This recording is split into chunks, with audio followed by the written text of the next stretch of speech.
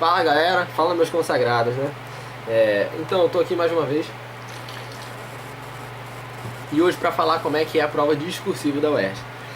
Eu sei que é cedo, eu vou postar esse vídeo um pouco cedo, né? A prova discursiva da UERJ é em dezembro, nós estamos em abril, mas isso vai ficar para os anos aí, contanto que não mude.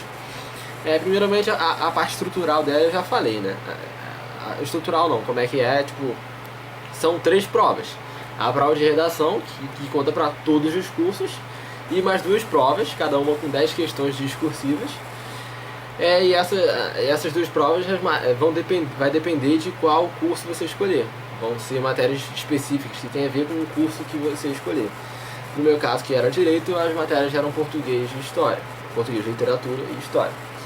Isso tem no manual, isso tem no edital que vai sair, no edital do exame discursivo, isso tem no edital. Sai todo ano, não costuma mudar. Tem lá todos os cursos e quais são as matérias específicas de cada e qual que tem peso maior. Como assim peso maior? Cada prova da segunda fase vale 20 pontos. A prova de redação vale 20 pontos, a outra prova que é discursiva vale 20 pontos e a outra prova que é discursiva vale 20 pontos. Uma dessas provas discursivas tem peso 2 e vai valer esses 20 pontos, né? Enfim, esse ponto que você tirar vai ser multiplicado por 2.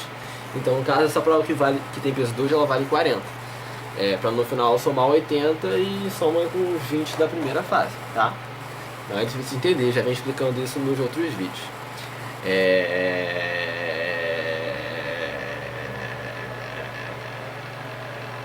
Nossa, que branco, maluco, que branco, o que eu ia falar?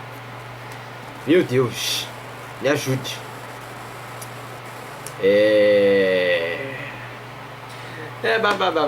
A prova da UERJ, como eu estava dizendo, né, discursiva, tá, estrutura, beleza.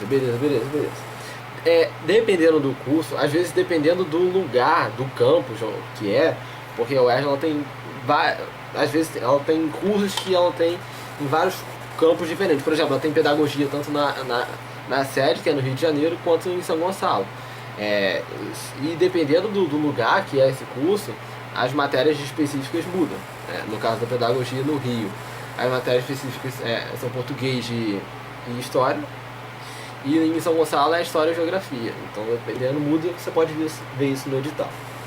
Eu não sei muito bem como é que são as provas de exatas, porque eu não fiz elas, mas todas elas estão no site Revista Eletrônica do Vestibular da UERJ, que é uma revista eletrônica do Vestibular da UERJ, é um site que tem basicamente todas as provas, não só de primeira como de segunda fase, comentadas e respondidas lá. Então você pode entrar e ver todas elas, entender tudo de uma maneira maravilhosa, né?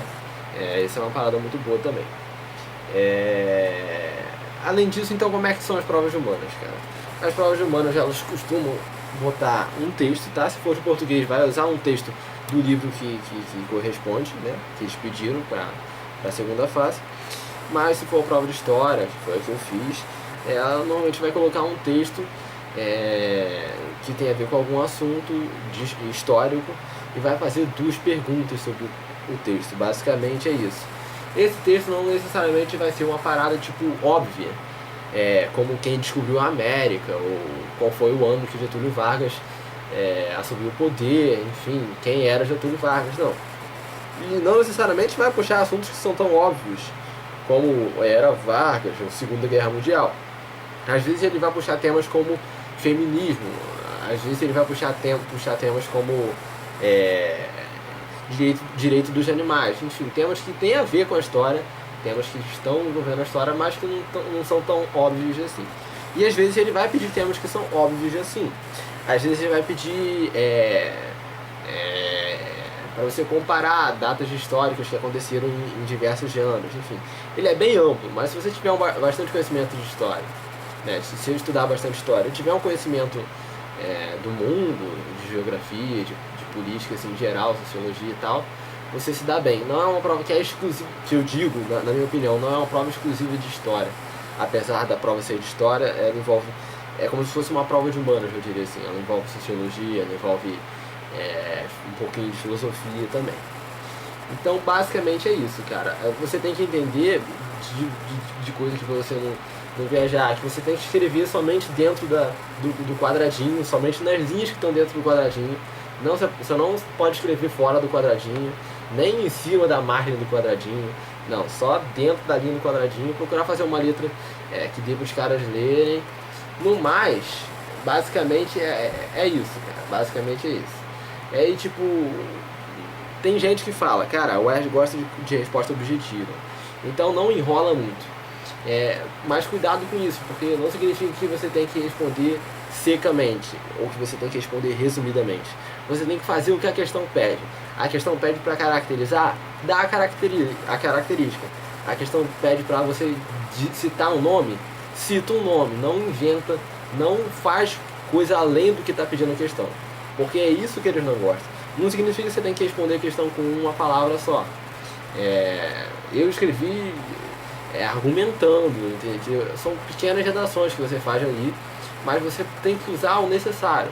Não enche linguiça, não inventa respostas que você não sabe para fingir que você sabe, porque vai dar ruim, entendeu? A não ser que seja uma coisa que você pense, caraca, é alguma coisa relacionada a isso, eu fiz um pouco disso. Eu sei que é alguma coisa relacionada a isso, conheço um pouco, mas não sei ao certo. Vou colocar aqui porque provavelmente vai dar bom. E eu consegui bastante de coisa com isso, tá? Outra coisa, pensa bastante, relê o texto lá. E no começo pode parecer um pouco louco, na hora que você vê aquilo tudo live, parece que você não faz ideia de como responder aquilo, que você não sabe nada. Mas tenta pensar, tenta vasculhar na sua mente, tenta chegar a exemplos, enfim. É importante você estudar bastante para fazer essas provas, porque eles vão pedir certas coisas que se você não tiver estudado, você não vai saber. Por exemplo, ele pediu para citar um preso político do século XX e o contexto que ele foi preso. Você precisa conhecer, sabe? Você precisa conhecer essas coisas para você poder responder. Senão você vai ficar, caraca, preso político, século XX. Você precisa conhecer a história para entender as paradas, entende?